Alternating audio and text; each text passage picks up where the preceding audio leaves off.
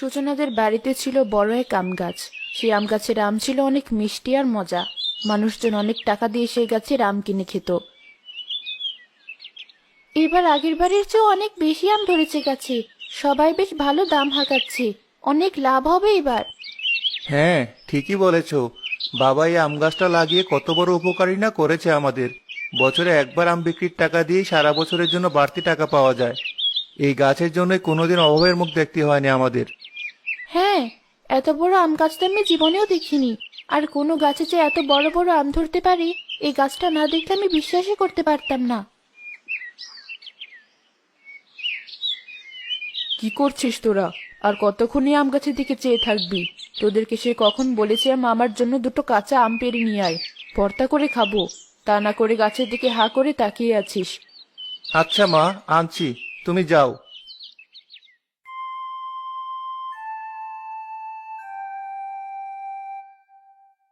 আপা, খুব খিদে পেয়েছে আমার, কিছু খেতে দাও না। আমার কাছে যা খাবার ছিল সব শেষ হয়ে গিয়েছে, এমনকি পানিটুকু পর্যন্ত নেই। তোকে এখন কি খেতে দেবো আমি? তুই চল আমার সাথে, বেশি পথ আর বাকি নেই। আর একটু এগোলেই আমরা পৌঁছে যাব পরের গ্রামে। তখন তুই নানির বাড়িতে যা মন চায় পেট ভরে খাস। না, আমি আর এক কদম হাঁটতে পারবো না। হয় তুমি আমাকে এখন কিছু একটা খেতে দাও, নয়তো আমায় কোলে করে নানির বাড়ি নিয়ে যাও। তা না হলে আমি এখানেই বসলাম। এ কেমন কথা বলছিস শুভ? আমিও তো তোর সমান রাস্তা হেঁটেছি, আমারও তো অনেক খিদে পেয়েছি, তবুও তুই এমন কথা বলছিস? কি করব, আমার সত্যি অনেক খিদে পেয়েছে। আপু দেখো, আমাদের মাথার উপর গাছটাতে কত বড় বড় আম। এখান থেকে একটা আম পেড়ে দাও আমায়। এত বড় আম একটা খেতে পারলে আমাদের দুজনেরই খিদে মিটে যাবে। কার না কার গাছ, আমরা আন্দাজে না বলে খাবো আম? আরে আপু, কিছুই হবে না। এতগুলো আম, ওরা টেরই পাবে না যে এখান থেকে একটা আম পেড়ে খেয়েছি আমরা। আর আশেপাশে তো কাউকে দেখা যাচ্ছে না। কাকে বলতে যাবে তুমি এ গাছের আম পেড়ে খাওয়া যাবে কিনা? তাই তো, একটা আমই তো, কি আর হবে খেলে? বল তুই কোন আমটা পারবো তোর জন্য? ওই তো আপু, ওই আমটা বড় আর একটু পাকা পাকাও মনে হচ্ছে। ওই আমটাই পারো। আচ্ছা, তুই দাঁড়া, এখনই পারছি।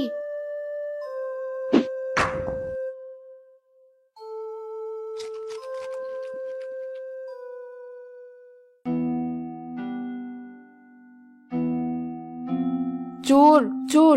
এই রাহুল, বৌমা, দেখ, ছোট ছোট দুই চোর এসে আমাদের কাছে সব আম খেয়ে ফেললো। কোথায় তোরা? থামা ওদের। মা, কি বলছি? দুটো চোর নাকি আমাদের কাছে সব আম খেয়ে ফেলছে। বলো কি? এই গ্রামের তো কারো সাহস হওয়ার কথা না আমাদের গাছের আম পেড়ে খাওয়ার। চলো তো গিয়ে দেখি কে আম পেড়ে খাচ্ছে।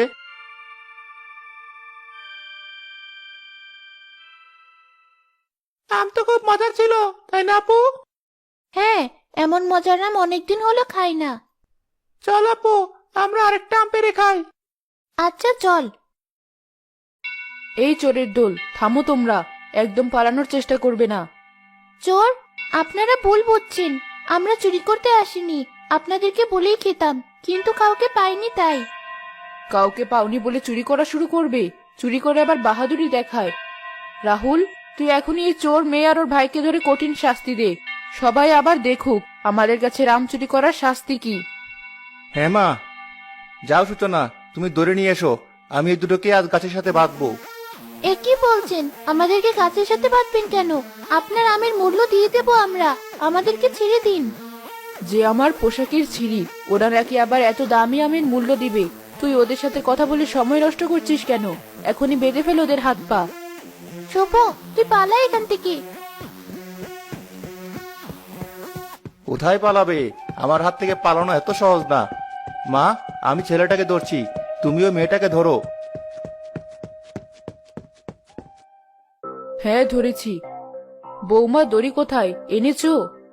হ্যাঁ মা, এই নিন। আমার চুল ছাড়ুন বলছি, আমার চুলগুলো সব ছিঁড়ে যাবে তো। আর আমার ভাইকে ছেড়ে দিন, ওর কোনো দোষ নেই। আমি ওকে আম ছিঁড়ে খাইয়েছি, সব দোষ আমার। এই যে গ্রামবাসীরা, দেখুন আমাদের গাছের আম চুরি করে খাওয়ার শাস্তি। আরো সাবধান হয়ে যান। যদি কখনো আপনারা আমাদের গাছের আম চুরি করার চিন্তা করেন, তাহলে আপনাদের কি পরিণতি হতে পারে দেখুন। এই বাচ্চা ছেলে মেয়ে দুটোকেও ছাড়বে না। বলে গেছিস আগের কথা। আমাদের গ্রামের অপু শাহিন মিলে এর আগের বার এই গাছের আম পেড়ে খেয়েছিল বলে কি নির্মম ভাবেই না পিটিয়েছিল ওদের। ওদের বাবা মা এত করে ওদের হাতে পায়ে ধরার পরেও আর অন্য গ্রামের ছেলে মেয়েদের এত সহজে ছেড়ে দেবে এরা? এবার আপনারাই বলুন, চুরি করার অপরাধে এই ছেলে মেয়ে দুটোর কি শাস্তি দেওয়া যায়? এদেরকে এখনই উচিত শিক্ষা না দিলে এরা ভবিষ্যতে আরো বড় চোর হবে। ওদেরকে দেখে আমাদের ছেলে মেয়েরাও এমন চুরি ডাকাতি শিখবে। আরে ওরা কি বলবে? তুই ওদেরকে জিজ্ঞাসা করছিস কেন? আমাদের গাছের আম চুরি করেছে এই দুটো চোর, তাই ওদের শাস্তিও আমরাই দেব। কটা আম যেন চুরি করেছে ওরা? মাত্র একটা আম্মা। তুমি এত বড় আমটাকে মাত্র একটা আম বলছো কেন? এই একটা আমই তো 3টা আমের সমান। এই একটা আম চুরি করার অপরাধে ওদেরকে 100টা লাঠির বাড়ি দেওয়া হোক। এ কি বলছেন মা? বাচ্চা মানুষ ওরা, লাঠি দিয়ে তো আঘাত করলে ওরা অনেক কষ্ট পাবে, নয়তো মরেই যাবে। সেটা ওদের চুরি করার আগে ভাবার দরকার ছিল। এখন তো শাস্তি পেতেই হবে। বৌমা, রাহুল, এ নাও তোমাদের লাঠি, আর ওদেরকে পেটানো শুরু করো। হ্যাঁ মা, করছি। আমি এই ছেলেটাকে পেটাই, আর তুমি ওই মেয়েটাকে পেটাও সূচনা।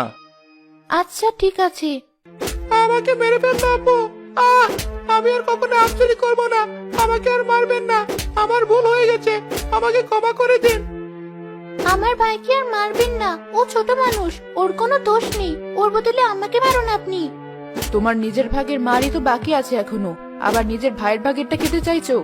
এই বৌমা, তুমি মেয়েটাকে না মেরে দাঁড়িয়ে আছো কেন? মা, ও তো ছোট মানুষ। বুঝেছি, তুমি পারবে না।